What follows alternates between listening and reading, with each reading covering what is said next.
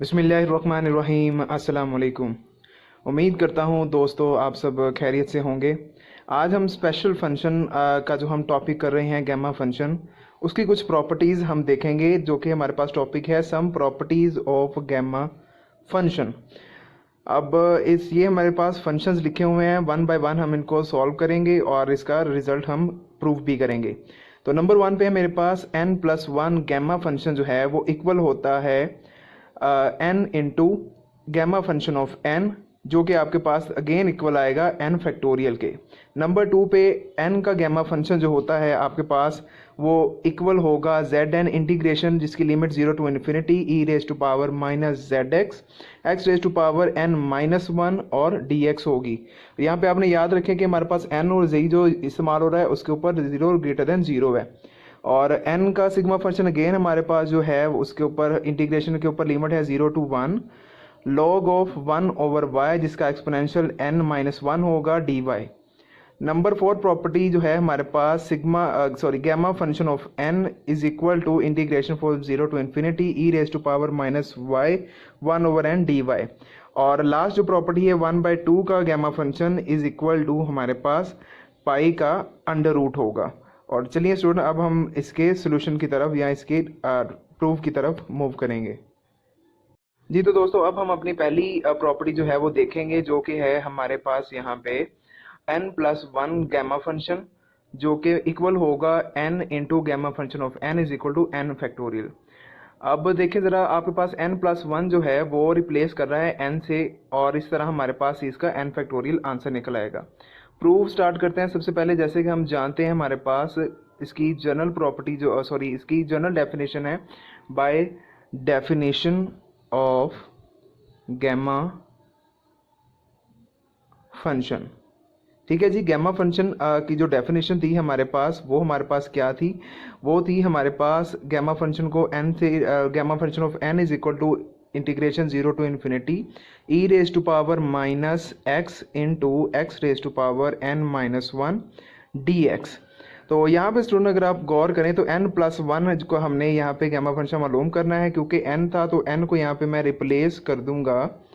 यहाँ पे चलो लिख लेते हैं n रिप्लेस बाय n+1। ठीक है ना, हमारे पास जो यहाँ पे हमारे पास प्रॉपर्टी है इसको हमने n+1 यहाँ पे n के साथ हम रिप्लेस करेंगे, तो ये मेरे पास बन जाएगा n+1 gamma function is equal to integration 0 to infinity और e raise to power -x x raise to power n, और क्योंकि n था हमारे पास तो n+1 हो जाएगा और -1 dx आ जाएगा यहाँ से। अब देखें +1 -1 कैंसिल आउट हो जाएगा तो हमारे पास ये आ जाएगा 0 to infinity integration e raise to power -x into x raise to power n dx आ जाएगा यहाँ से। अब स्टूडेंट जैसे हमने पिछले क्वेश्चन के अंदर हमने काम किया था कि जब आपके पास इस टाइप की इंटीग्रेशन आएगी तो उसे हम इंटीग्रेशन बाय पार्ट्स के साथ सॉल्व करेंगे। तो इसके हिसाब से मेरे पास फर्स्ट फंक्शन जो है वो xn होगा और x e raise to power -x second function के हिसाब से हम लेके चलेंगे। ये आप याद रखिएगा, जो आई लेट ट्रिक इस्तेमाल की थी हमने उसी के अकॉर्डिंग मैं इसको लिख रहा हूँ। तो n+1 सिग्मा फंक्शन इक्वल होगा हमारे पास यहाँ से सबसे पहले देखें फर्स्ट फंक्शन आएगा xn और उसके बाद इंटीग्रेशन ऑफ सेकेंड फंक्शन जो थी तो मेरे पास e raise to power -x 0 to infinity लग के माइनस के साथ आपके पास आएगा। उसके बाद प्रॉपर्टी के अकॉर्डिंग माइनस आएगा, क्योंकि हमारे पास जिसकी हमने इंटीग्रेशन अब अंदर फंक्शन ही करनी है वो माइनस के साथ है, तो इंटीग्रेशन 0 टू इन्फिनिटी ये माइनस माइनस प्लस हो जाएगा और e raise to power -x आ जाएगा। और xn की जब हम डेरिवेटिव करेंगे तो वो n into x raise to power n-1 dx होगा। उसके बाद जो है हम देखें इसको थोड़ा सिंप्लीफाई करें तो माइनस मल्टीप्लाई करने से e raise to power -x x raise to power xn और लिमिट 0 टू इन्फिनिटी आ जाएगी और ये प्लस। अब देखें यहाँ पे n हमारे पास कांस्टेंट है तो ये जो हमारे पास इंटीग्रेशन के साइन से बाहर लिख दिया जाएगा और integration 0 to infinity e raise to power -x x raise to power n-1 dx आ जाएगा। अब देखें हमने पहले भी ये प्रॉपर्टी सॉल्व की थी जब आपके पास e raise to power -x into x raise to power n 0 to infinity limit के साथ आ जाएगा तो ये हमारे पास ज़ीरो के इक्वल होता है। ठीक है, इससे पहले लेक्चर में हमने ये बात अच्छी तरह से समझी है। तो ये ज़ीरो के इक्वल हो जाएगा।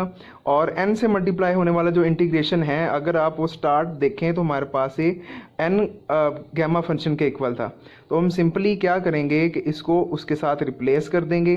तो हमारे पास एक जो हम रिक्वायर्ड था 1n+1 का गैमा फंक्शन जो इक्वल आ जाएगा n इंटू, अभी इंटीग्रेशन वाला पोर्शन जो है आपके पास ये इक्वल होगा गैमा फंक्शन ऑफ n के। ठीक है, जो आप यहाँ पे देख रहे हैं, तो उसको हम उससे रिप्लेस कर देंगे। तो इस प्रॉपर्टी का फर्स्ट पार्ट जो है वो इस तरह से सॉल्व हो जाएगा। ये आप देख सकते हैं n+1 gamma function is equal to n into gamma function of n के इक्वल आ जाएगा मेरे पास। और अब हम इसको इक्वल प्रूव करेंगे n फैक्टोरियल के। जी, तो अब हम देखेंगे क्योंकि हमारे पास n+1 gamma function is equal to n gamma function of n आ चुका हुआ है। ठीक है, तो अब हमने क्या करना है, इसको हमने n फैक्टोरियल के इक्वल लिखना है। तो थोड़ा सा हम यहाँ पे अगर आपको मैं समझा पाऊँ तो देखिए n+1 जो अभी हमने प्रूव किया है n into gamma function of n।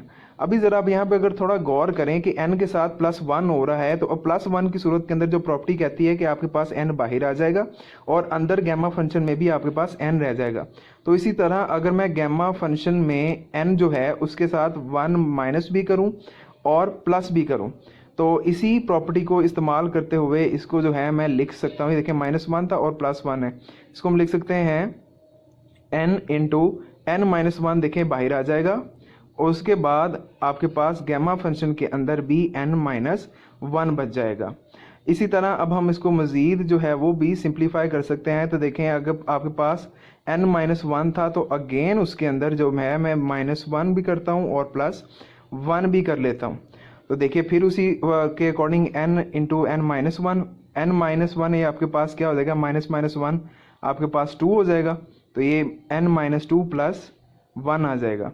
अब देखें 1 प्लस का है, n-2 एज ए फंक्शन उसके अंदर मल्टीप्लाई आ रहा है, तो उसे हम जैसे ही पहले वाली प्रॉपर्टी इस्तेमाल करके उसको बाहर लिख लेंगे n-2 और अंदर जो है आपके पास अगेन जो है गैमा फंक्शन में n-2 आ जाएगा। सो ऑन अगर हम इसी तरह इसको सॉल्व करते जाएंगे तो एट लास्ट हमें के पास जो रिजल्ट आएगा जो हम पहुंचेंगे वो होगा गैमा फंक्शन ऑफ 1।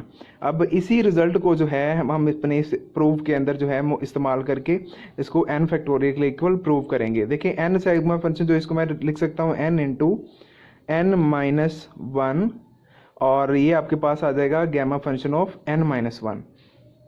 उसके बाद n इंटू n-1, अब देखें वही हमारे पास रिजल्ट किसके इक्वल आ गया था, n-2 और गैमा फंक्शन ऑफ n-2 आ जाएगा। सो जब इसी तरह से आप इसको सॉल्व करते रहेंगे तो हमारे पास एट द एंड जो इसका रिजल्ट आएगा वो आपके पास गैमा फंक्शन ऑफ 1 आ जाएगा। इट्स मीन ये हमारे पास n+1 गैमा फंक्शन जो है इसको हम लिख सकते हैं n into n-1 n-2 and आपके पास ये आ जाएगा सो ऑन। और इसको हम थोड़ा सा सिंप्लीफाई कर देंगे तो सो ऑन आपके पास 3 इंटू 2 एट द लास्ट हमारे पास जो है वो आ जाएगा यहाँ पे गैमा फंक्शन ऑफ 1 जो कि हमारे पास इक्वल होता है n फैक्टोरियल के।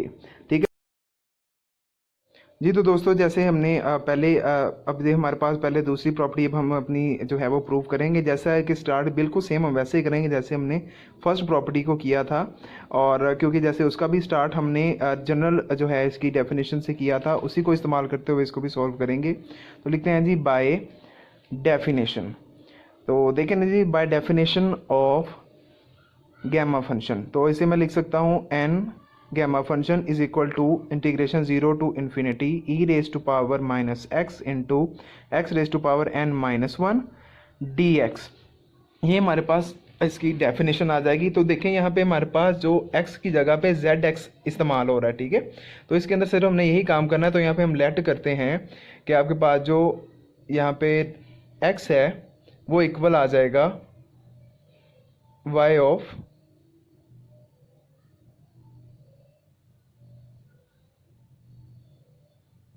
इक्वल आ जाएगा बाय जी के। ठीक है, बाय हमने लेट किया है यहाँ पे एक्स की रिप्लेस पे, क्योंकि आपकी यहाँ पे जो कम्प्लेक्स कैलकुलेशन है वो थोड़ी कम्प्लेक्स ना हो।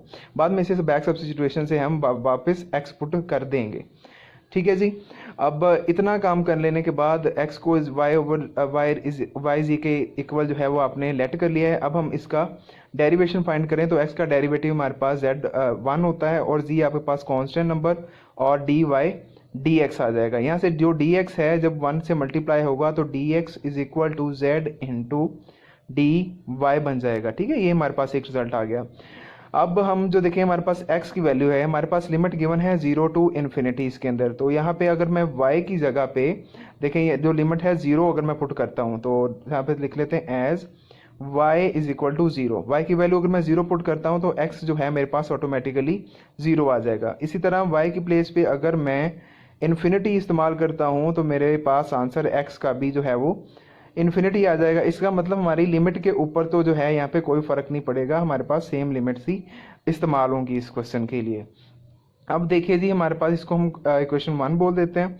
तो इक्वेशन 1 के अंदर जो है अब ये वैल्यूज हम पुट करते हैं तो n gamma function is equal to integration 0 to infinity, ये जो अब हम इसके अंदर क्योंकि लिमिट चेंज नहीं हुई थी तो same limit e raise to power minus, अब x देखें वो हमने पुट किया है yz, तो x की जगह पे yz रिप्लेस कर देंगे और सॉरी यहाँ पे x की जगह क्योंकि हमने x को हम रिप्लेस करेंगे yz से। ठीक है, हमने इसको लेट किया हुआ है तो ये yz इसकी होल पावर आपके पास n माइनस 1 dx आ जाएगी। अब इसको हम मज़ीद सॉल्व करते हैं तो हमारे पास integration 0 to infinity as it is आ जाएगा e raise to power minus y जी, और इसकी जो है एक्सपोनेंशियल फंक्शन से जो है मैं इसको ओपन अगर करूं तो देखिए मेरे पास जो है सॉरी हमने यहाँ पे dx को रिप्लेस करना है z इंटू डी वाई से। ठीक है, हमने जो लेट किया हुआ है ये यहाँ से हमने पास ये रिजल्ट मौजूद है। तो देखें जी इसको एक्सपोनेंशियल फंक्शन से ओपन किया y raise to power n minus 1 into मेरे पास यहाँ पे z raise to power n minus 1 आ जाएगा और मल्टीप्लाई में यहाँ पे z इंटू डी वाई आ जाएगा। अब देखें ये हमारे पास z एक n माइनस 1 में मौजूद है और एक जो है वो z हमारे पास यहाँ पे प्लस 1 में मौजूद है। ठीक है, आप z इसमें मौजूद है तो यहाँ पे प्लस जो है वो माइनस से कैंसिल आउट हो जाएगा। ठीक है, प्लस 1 माइनस 1 से कैंसिल होगा। तो अब देखें हमारा जो फाइनल रिजल्ट है क्योंकि z हमारे पास एक कांस्टेंट नंबर है तो वो इसी तरह हम यहाँ से इसको कॉमन लेंगे तो होगा n gamma function z n बाहर आ जाएगा इंटीग्रेशन साइन से और 0 to infinity e raise to power y z into y raise to power n minus 1 आ जाएगा हमारे पास और नेक्स्ट हमारे पास डी वाई बन जाएगा। अब देखें हमारे पास जो हमने y की सपोजिशन की थी, ठीक है, ये जो y है हमने इसकी सपोजिशन की थी x के साथ, इसको हम रिप्लेस कर लेते हैं। थोड़ा सा यहाँ पे लिख देते हैं y replaces by z sorry x। तो n का गैमा फंक्शन आपके पास z n integration 0 to infinity e raise to power minus x z into y raise to power sorry x raise to power n minus 1